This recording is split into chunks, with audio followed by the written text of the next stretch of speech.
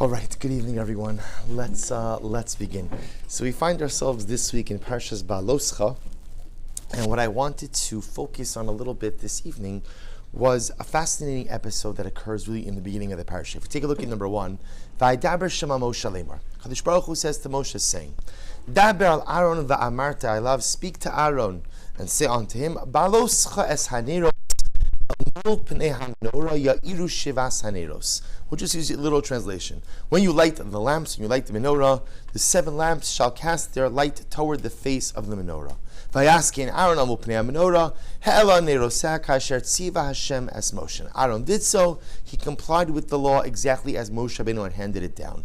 V'zeh ma'aseh menorah miksha zav ad yirecha ad pircha miksha hi kamar asher her Hashem es Moshe kin asa menorah. So the truth is, we've already learned about the menorah before. We learned about the menorah back in Chumash Shmos, but here the Torah is telling us about the actual mitzvah of Hadlakas HaMenorah. So what I'd like to bring out to you tonight is a fascinating Rambam. It's going to do something a little bit different, because whereas normally we focus a lot in terms of the stories that we learn, in terms of the Parshim, here I want to begin with a little bit of halacha. So the Rambam actually quotes a fascinating halacha. Take a look at number 2. This is in the Rambam Hilchos Bias HaMikdash, Perek Tes Halacha Zayin. So the Rambam here is discussing the mitzvah to kindle the menorah. V'chin hadlakas haneros kshera bizarim. So halacha number 1 is hadlakas neros is kasher bizarim. Zarim literally means what? A stranger. In this context, what does it mean? A non-Kohen. A non-Kohen. So fascinating halacha. One is permitted to kindle, even a non-Kohen is permitted to kindle the menorah. Lefichach, therefore, in hetivu hakohen as haneros, if the Kohen, literally hetivu as haneros means if the Kohen arranged the lamps. Remember again, the way the menorah was set up was you had a golden candelabra. On top of the candelabra there were like receptacles. What's the right word? Cups, like receptacles. You put oil in there, and then there was a wick that would hang over the side. So therefore the Rambam says, if a Kohen arranges the oil, puts in the wicks, readies the menorah for kindling, v'hotzion lochutz, and someone brought the menorah outside, mutter l'zar lahadlikan, a non-Kohen is permitted to kindle the menorah. So there are 3 incredible things that the Rambam is teaching me over here. Number 1 is stated explicitly that a zar, a non-Kohen, is permitted to kindle the menorah. So that's fascinating in and of itself, because the kindling of the menorah is generally assumed to be part of Beis HaMikdash service. If you're part of Beis HaMikdash service, then generally we would assume who has to do the work? The Kohen. Yet, amazingly enough, when it comes to the Hadlakas HaMenorah, even a non-Kohen is permitted to do it. That's number 1. Number 2, the Rambam teaches us that although a non-Kohen is permitted to kindle the menorah, a Kohen must be the one who sets up the menorah. It must be a Kohen who what we call does hatavas HaMenorah. Hatavas HaMenorah means the cleaning out of the lamps from the leftover oil and wicks from the previous night, the refilling of the lamps, and the placement of the new wick. That has to be done by a Kohen. That's halacha number 2. Halacha number 3 is that the menorah must be lit inside the heichal. Must be lit inside of the Beis HaMikdash. Now here, the Rambam doesn't say this one explicitly. What the Rambam actually is referring to here is as follows. How exactly would you have it that a non-Kohen would kindle the menorah? I mean, let's think about this logically. A Yisrael, a non-Kohen, right? If you could imagine in your mind the picture of the Beis HaMikdash compound. So you walk into the Beis HaMikdash, you're in the Azara, the courtyard.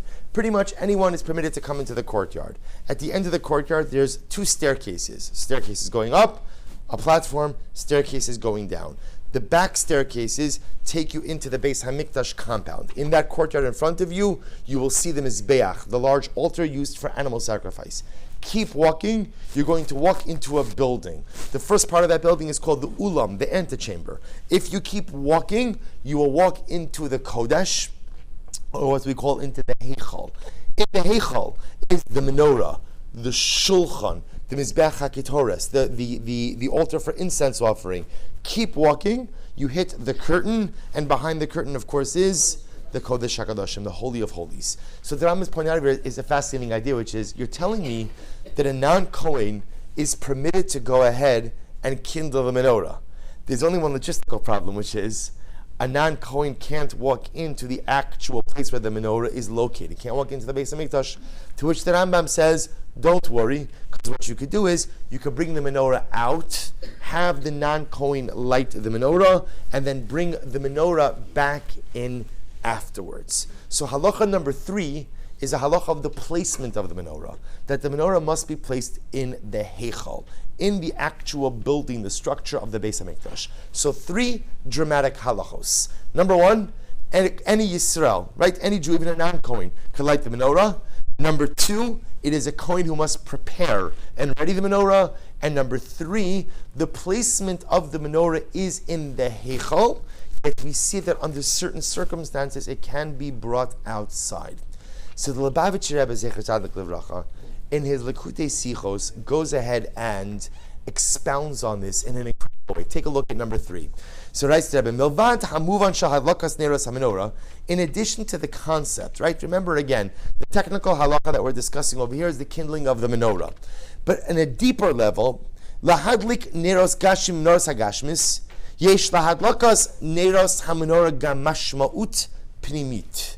Says the Rebbe, in addition to the actual concept of kindling the actual physical menorah, embedded in these details is a different or additional internal spiritual dimension.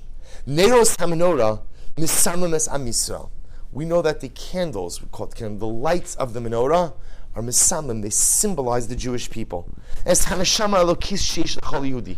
Each and every one of those neros, each and every one of those flames symbolizes the soul of the Jew. Kedivrei Apostle b'Mishlei, Ner Hashem Nishmas Adam. Nishmaso Shel Yehudi Hi Ner Hashem. The soul is compared to a flame. Paragraph Beis. Ukimoshe b'Menorah hayu shiva kanim. Just like on the menorah, there were 7 branches. 7 branches, each of them contained their own cup with oil. Each of them contained their own flame. Shiva neros. Kach gam nishmos Am Yisrael. Mugdoros b'shiva ofanim shel avodas Hashem. The Rebbe posits that there are 7 different pathways or avenues towards our avodas Hashem, which in and of itself is such an incredible idea. There is not one path to the Ribono Shel Olam. There is not one derech to HaKadosh Baruch Hu. There are multiple avenues for connection with HaKadosh Baruch Hu. Each of them legitimate, each of them meaningful, but again, recognizing that we're all different kinds of people, and so we all interact and we all relate and we all connect to HaKadosh Baruch Hu in dramatically different ways. Skip down to paragraph Gimel. Tafkido shel Aaron HaKohen, hu behaaloscha es haneros, alav lahalos es haneros, lahair es nishmosem shel Am Yisrael. So the Rebbe posits as follows.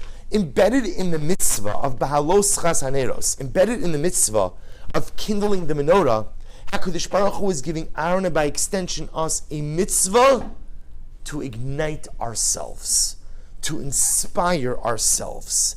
See, what I want to tell you is something so incredible, and this is so incredibly important, especially when looking at the Chumashim of Vayikra and Bamidbar, because Vayikra and Bamidbar are filled with details that we very often look at, and what do we say to ourselves? Nothing to do with me. Nothing to do with me. A whole book of sacrificial law, nothing to do with me. And even when the Beis HaMikdash comes, still not really going to have that much to do with me, because at the end of the day, I'll bring my carbon, chop off the animal, but again, I'm not the one shechting it, I'm not the one offering it. That's the Kohanim's problem. Even a mitzvah like this, even number 1, behaaloscha es haneros, beautiful, commandment to kindle the menorah, great. Who does it apply to? It applies to the Kohen. It doesn't apply to me, and it doesn't even apply now. That's how you have to understand, but yet that can't be. That can't be. Because HaKadosh Baruch Hu gave us a Torah that is timeless. HaKadosh Baruch Hu gave us a Torah that's eternal, which means every single mitzvah and every single detail has contemporary life relevance. Sometimes it's objectively observable and discernible, and sometimes you have to dig a little bit deeper.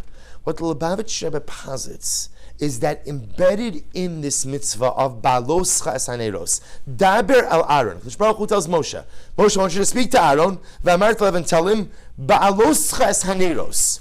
When you ignite, when you kindle, when you light that fire, those neros, the Rebbe posits, the mitzvah here is not simply kindling a menorah. The mitzvah here is kindling Jews.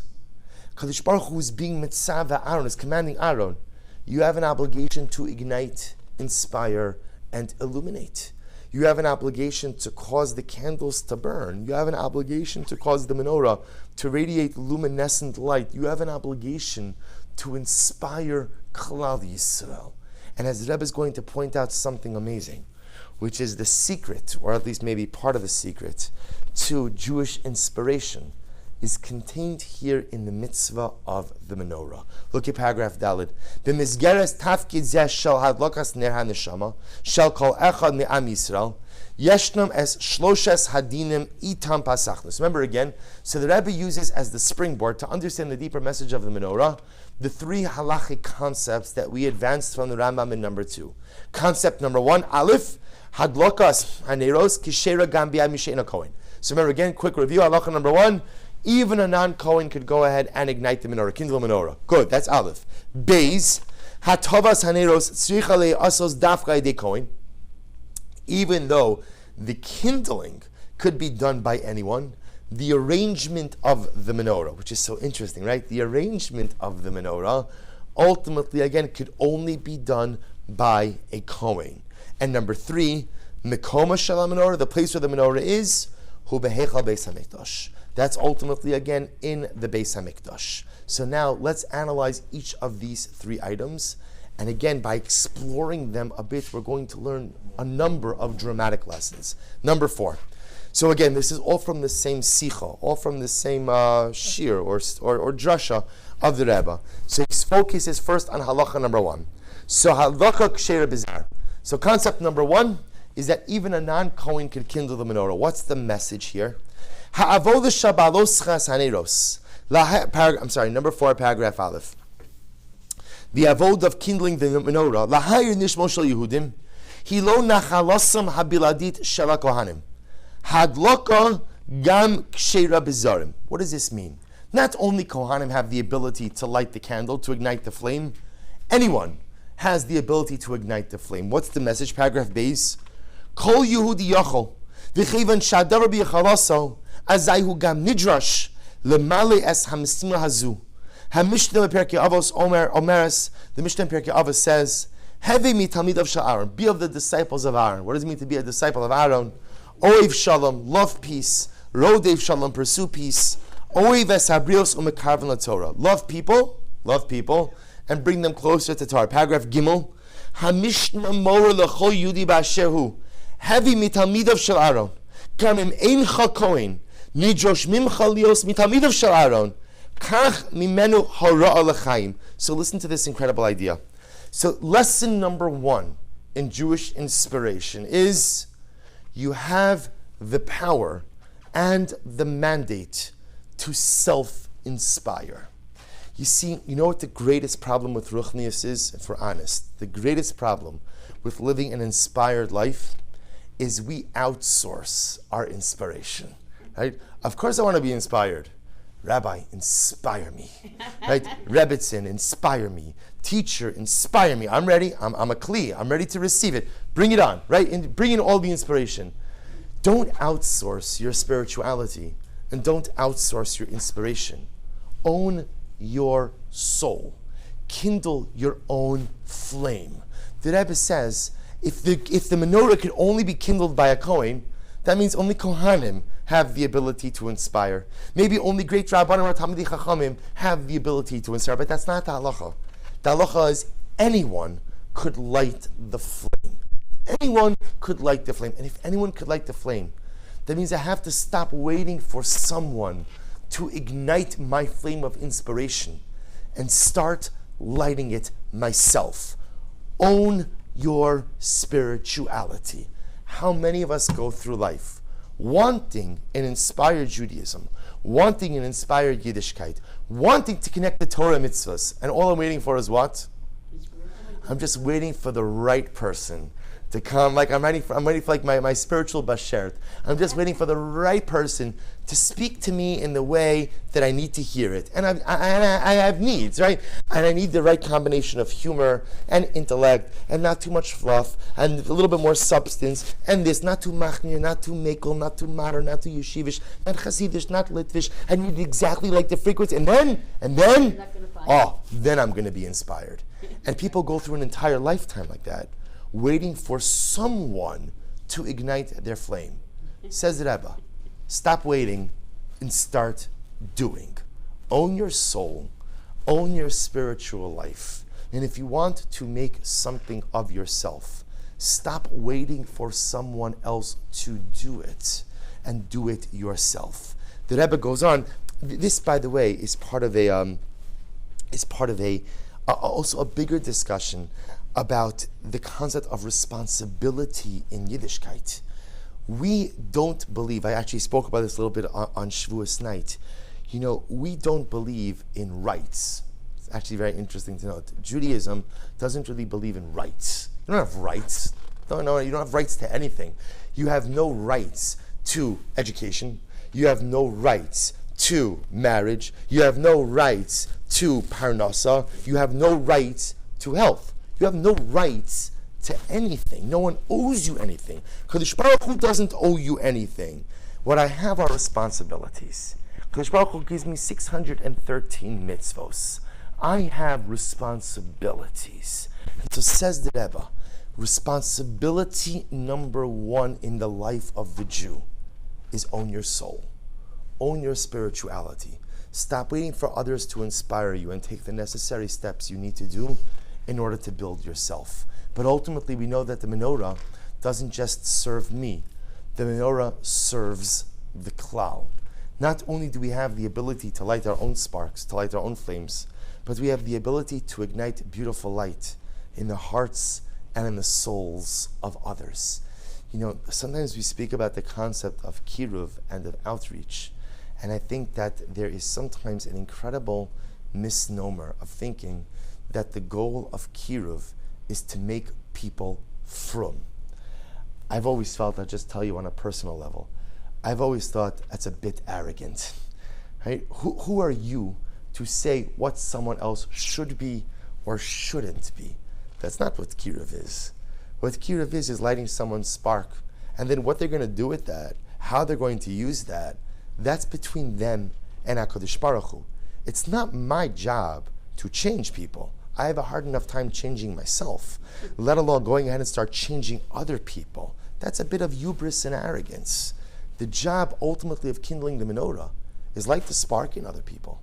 Show other people, start with your own mishpacha, start with your own friends, the beauty of Yiddishkeit, the magnificence of Torah, how incredibly impactful it is to have a Kadosh Baruch Hu in your life.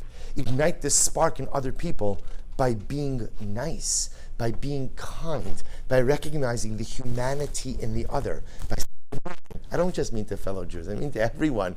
By recognizing the humanity in other people, by showing people what it means to be an ambassador of HaKadosh Baruch Hu. Not only do you ignite your own flame, but you ignite the flame of the other. This, says the Rebbe, is lesson number one. Find the courage to stop waiting for someone else to ignite your flame. Stop waiting for someone else to kindle your menorah. Own it. Take the responsibility and create your own light. Stop outsourcing your spirituality to some call center in India, or to some shir, or to some rebbe, or to some this, or to some that. Own it. There's an incredible statement. The Medrash Shmuel, I feel like I just quoted this in his shir, just don't remember the context. The Medrash Shmuel quotes the Mishnah in Pirkei Avos. He says, I think I quoted it on Shabbos, Asei l'charav. Asei l'charav. So we're familiar with this concept. Asei l'charav, important idea. Everybody has to have a rebbe. Everybody has to have a teacher. Everybody has to have a rav who they could turn to. Rav Shmuel Uzi, the Medrash Shmuel, has a dramatically different interpretation. He says, Asei l'charav means something else. It means Asei l'cha rav. Make yourself into the rav. Now, listen to the explanation of this before you go crazy with this. Right? What does it mean? It says you have to become your own rebbe. You have to become your own rebbe in life. Right? It doesn't mean you have to answer all of your own questions, because a lot of times I don't know the answer. I have to ask someone the answer. But in terms of what's the job of a Rebbe? The job of a Rebbe is to teach Torah, to inspire. Don't wait for someone else to be your Rebbe. Aseh l'cha Rav. Become your own Rebbe. Self-inspire. Take ownership over your spirituality. Kindle your own menorah. Because after all, as the Rambam writes, Hadlakas haneros kshera bizar. Even a non-Kohen, even the most ordinary of people, is capable of owning their spirituality and igniting the luminescent flame of inspiration. Turn the page. The second halacha. Hatavas haneros rak al yidei kohen. But yet, interestingly enough, as much as anyone is permitted to kindle the menorah, only a Kohen is permitted to go ahead and arrange the actual lamps of the menorah. So the Rebbe says something so beautiful. He says, Heyos v'hadlaka kshera bizar, even though the kindling of the menorah is permitted even with a non-Kohen, Yachol adam lachshov mechevan she'ikru lases lezulas es ara Torah u'mekarvan la Torah azay lo mishana keitza lo ma'ani ayir osa. So there's a danger. There's a danger in aseh l'cha Rav, in making yourself the Rebbe. Right? There's a danger in making yourself the Rav. There's a danger in kindling your own menorah. What's the danger? The danger is feel-good Judaism. Right? The danger is what's inspirational? Whatever makes me feel inspired. But that's not really how Yiddishkeit works. Just because I like something or I feel something makes me feel inspired doesn't always mean that it's good. The world is filled, organized religion is filled with very well-meaning people who are looking to come closer to God, but are pursuing that relationship through all the wrong avenues and mediums. Meaningful inspiration must be rooted in a normative framework of halacha and in a normative framework of avodas Hashem. We have the obligation to own our spirituality, but we do not own the making of the rules. We do not own the creation of new systems. And this happens all of the time. We've spoken about this before as well, which is, if you ever think, Rav Chaim Shmulevitz speaks about this, Rav Hirsch speaks about this in terms of like the psychology of sin. Right? What's the psychology of sin? Because if you think about it, chet, avera, never makes sense. It just doesn't, logically it doesn't make sense. You always lose more than you will ever gain. Because think about this. You could imagine in your mind the most incredible avera, right? The best avera you could think of.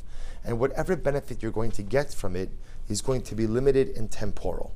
It's the way sin works. Whatever it is, whether it's money, immorality, whatever it might is, there's pleasure involved in sin, that's for sure. But the pleasure has a shelf life, as opposed to the fallout of sin, which could potentially be eternal. So why do we sin? Why do we sin? So there's a variety of different answers to this.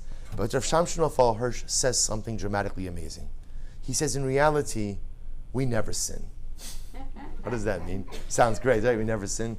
He says, because the human mind is incredibly complex. He points to the episode of the golden calf. He said, why did the Jews build the golden calf? Well, one of the most comprehension-defying acts. We just heard God speak to us at Mount Sinai. We just said Na'aseh v'nishma. We experienced HaKadosh Baruch Hu in a revelation that was never and will never be replicated. And then literally, we built a golden calf.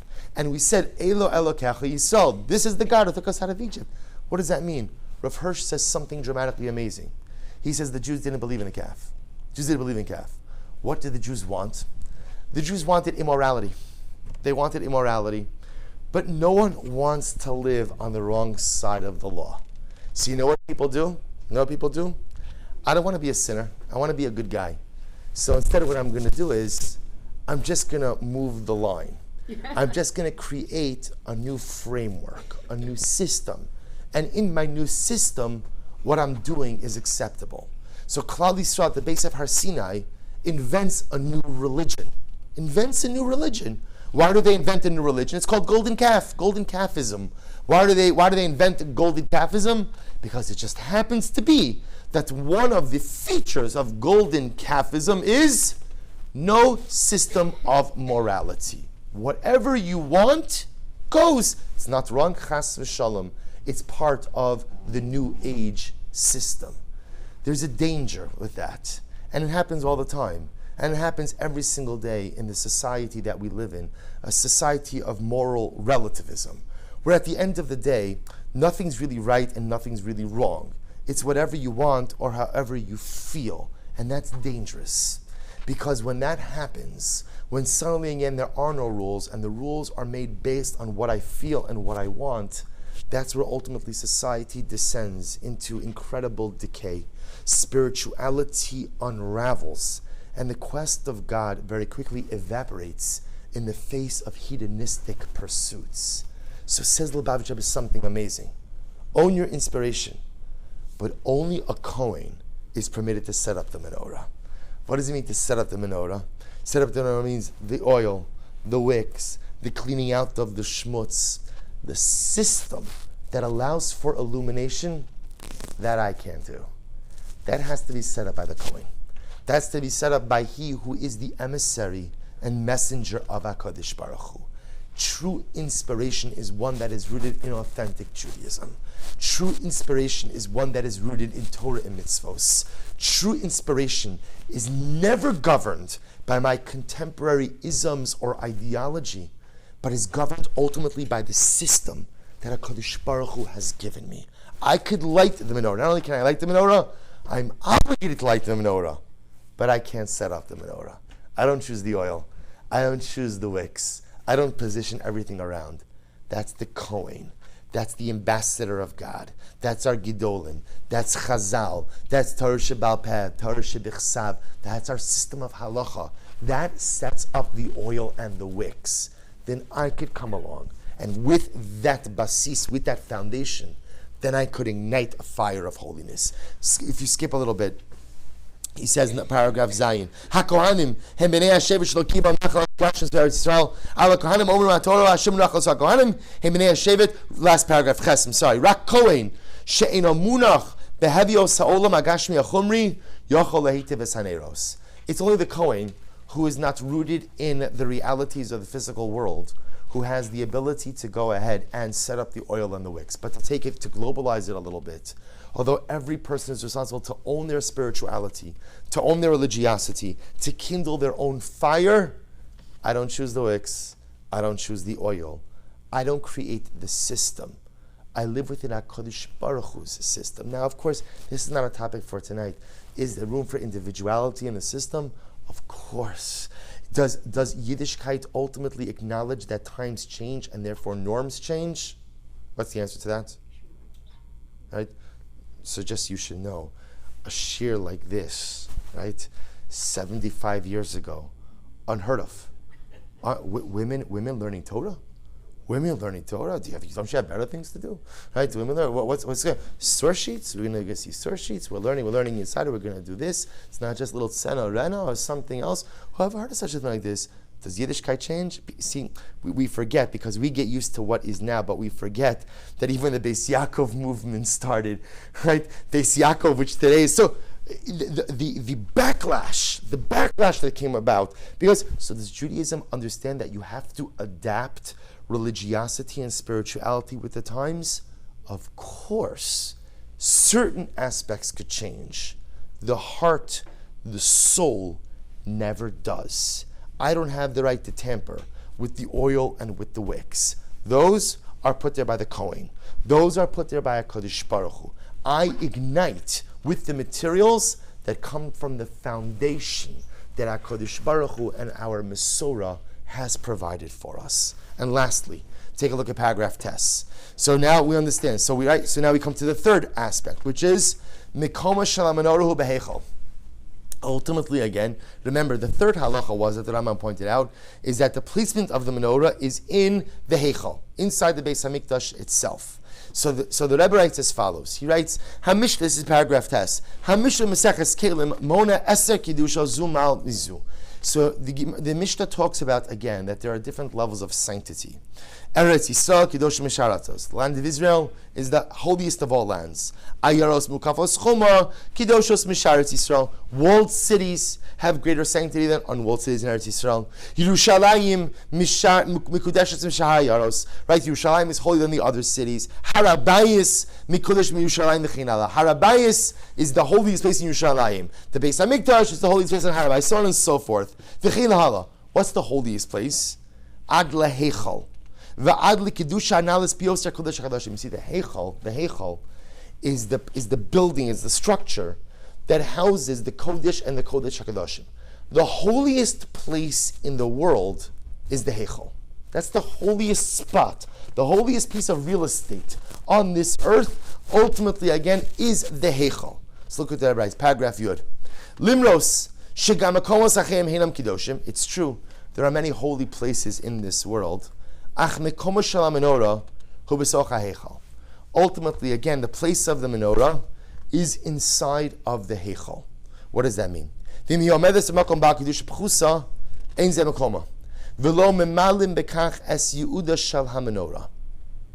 So technically speaking, if the menorah is positioned somewhere else outside of the heichal, the menorah is out of place. It's not in the right spot. The menorah needs to be in the heichal. What's the message? Paragraph Yud Aleph. Listen to this. Says the Rebbe, this yields for us a very important idea. When I kindle my menorah, right, my neshama,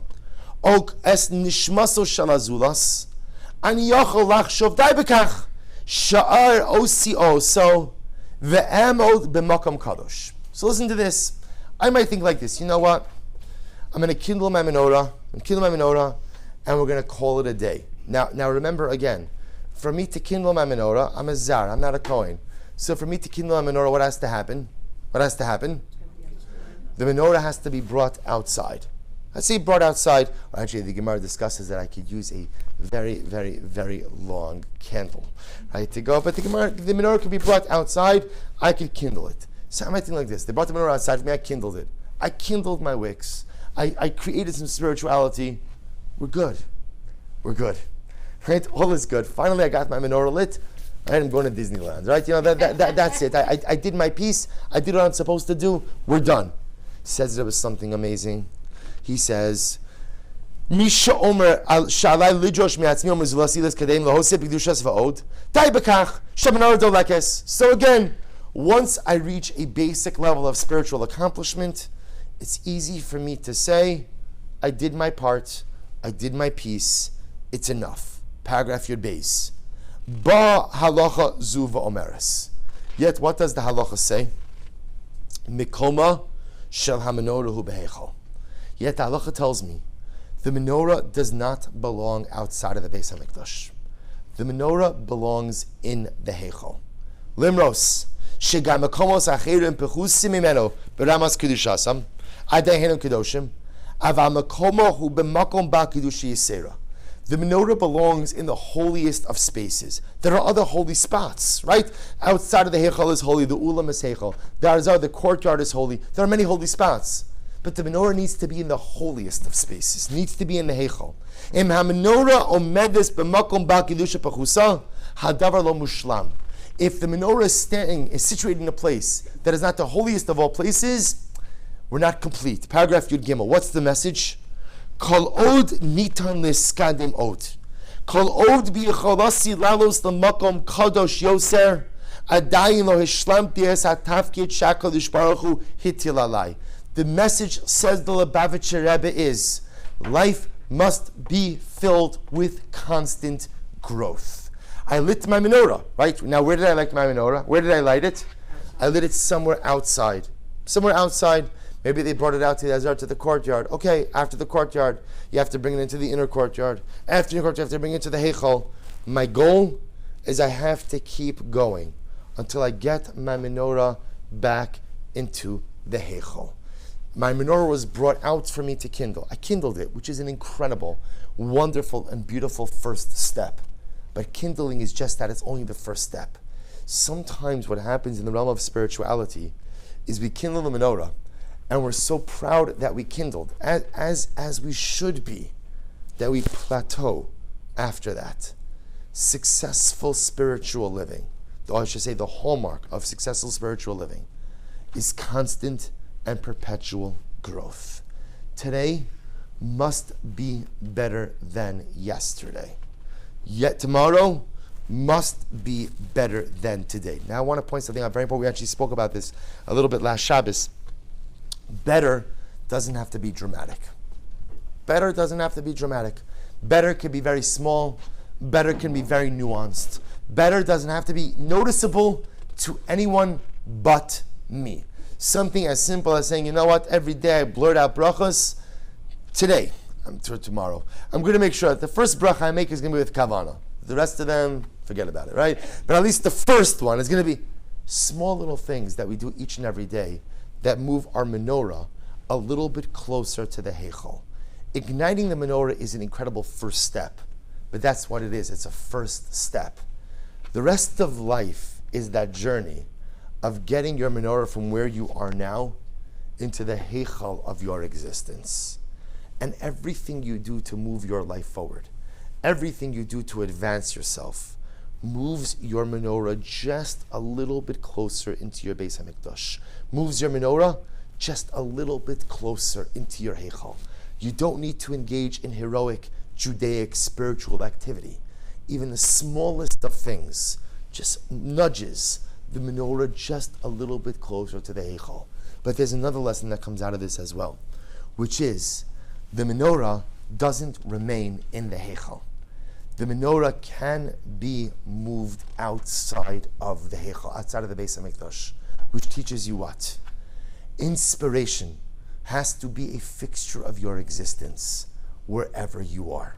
You know, everybody wants inspiration, but sometimes you make the terrible mistake of thinking that inspiration is tethered to certain realities, right? So sometimes after I spend time in Eretz Yisrael, I spoke about this a little bit on Monday night to a post-seminary group, right? That sometimes what happens, we come back, right? I'm back from Eretz Yisrael, it's never going to be the same. It's never going to be the same, right? That's it. Like, I'm lucky if I'm not going to be a guy, you know, that's it. If I remain Jewish and I'm still eating kosher within the year, such a success. But it'll never be like that. That is erroneous thinking. The menorah comes out of the heichal. The menorah doesn't just sit in the heichal. The menorah ultimately, again, is able to go to other places as well. Why? Because inspiration has to be part of your life wherever you are and whatever stage you're in. It's not the pshat that there's like a window of inspiration from the ages of 17 to 21. That's where I amass all of my inspiration. After that, like, I subsist on that for the rest of my life. Chas v'shalom.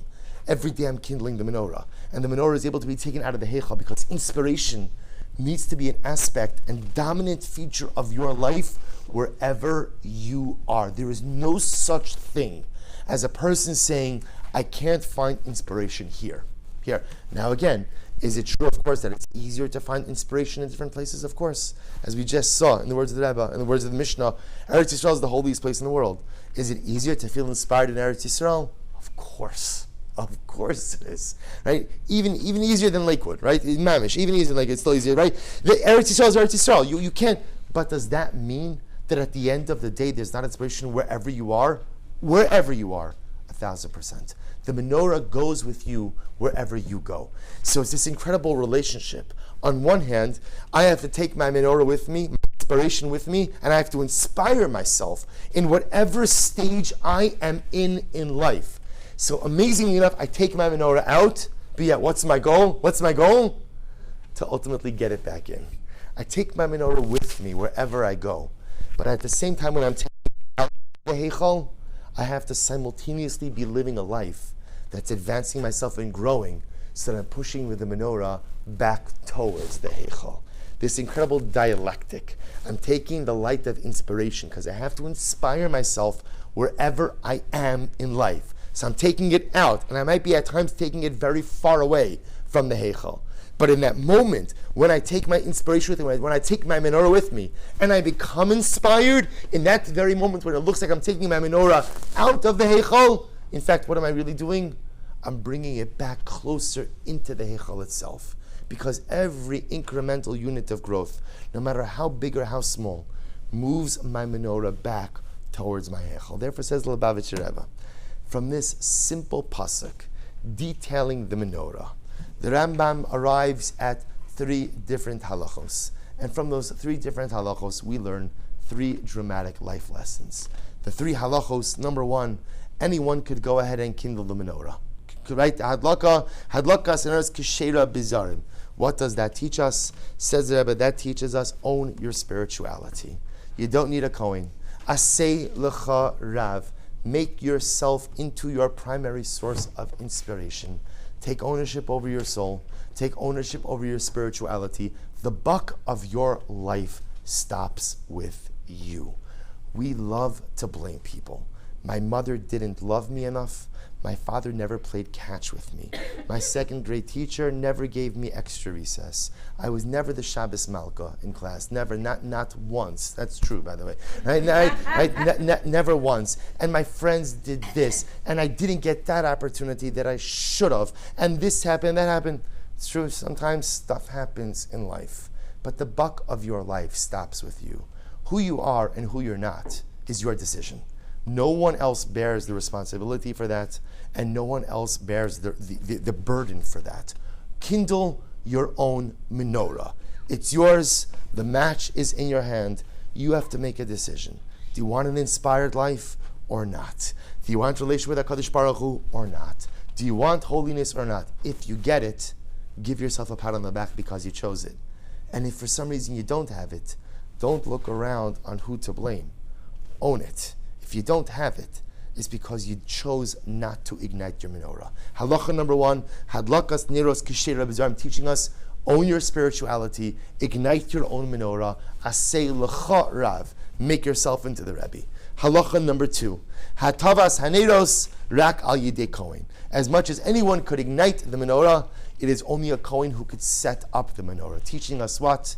That although everyone holds the key to their own spirituality, you can't make up the rules of the game. There's a framework in which we operate on. There's a foundation upon which we build. HaKadosh Baruch Hu has given us that foundation. And true spirituality, and this is one of the greatest challenges of our generation. We see this happening even within the Jewish community itself, that there's sometimes a notion that if it makes you feel good, and it makes you feel connected, then it's got to be holy. And that's not true. There's a lot of things that make me feel good that are not good. And there's a lot of things that might give me the appearance or the feeling that I'm becoming holy, but I'm not. True spirituality and true holiness only comes from the menorah that is set up, when the oil and the wicks are set up by the Kohen. If the framework is established by the Kohen, then I could ignite it. And lesson number 3, the menorah belongs in the heichal. Never be satisfied with your accomplishments. At the end of the day, life is this very fine balance. You have to pause. You see, there are some people who never appreciate their accomplishments. That's not good and that's not healthy, because then you feel down on yourself. You have to take a moment to give yourself a shkoyach and to give yourself a pat on the back for the things you have accomplished. But right after you finish patting yourself on the back, there's one simple question, which is, what's next? What's next? There is no rest for the neshama. There is no rest for the Jew. There's always more to do. There's always more to accomplish. Because at the end of the day, my menorah to be lit was removed from the heichal. Now my job is to get it back to the heichal. And every little unit of growth, every way in which I grow, and again, sometimes we think about growth in like dramatic ways, right? Extreme spiritual makeover, right? I'm going to totally remake myself. First of all, most times in life when you try that, it doesn't work. It doesn't work. Real change and lasting change occurs in the tiniest of baby steps. Small change, small change, small change, small change. Because when it's small, and especially really small, then it's sustainable. And the more sustainable it is, ultimately, again, the more it really changes your essence as a person. Small, nuanced changes move our menorah back to the heichal. But yet, we also know that menorah can exist outside of the heichal, which teaches me, no matter where I am, you always have to be inspired. No matter where I am in life, I have to find a way to ignite my menorah. I take that menorah with me wherever I go, no matter how far I veer away from the heichal, But amazingly enough, no matter how far I take the menorah away, every time I grow, I move that menorah back towards the heichal. I take it away from the heichal, but then when I grow, I move it right back to the heichal. This, says the Lubavitcher Rebbe, are the incredible lessons we learn from the simple pasuk of Behaaloscha es haneros. HaKadosh Baruch Hu commands Aaron HaKohen to ignite the menorah in the Beis HaMikdash, commands Aaron HaKohen ultimately to ignite the flames of the Jewish people, but most importantly, commands us to ignite our inner menorahs as well. Maybe be Zilcha Mirz Hashem to internalize these words, and the Mirz Hashem illuminate our lives.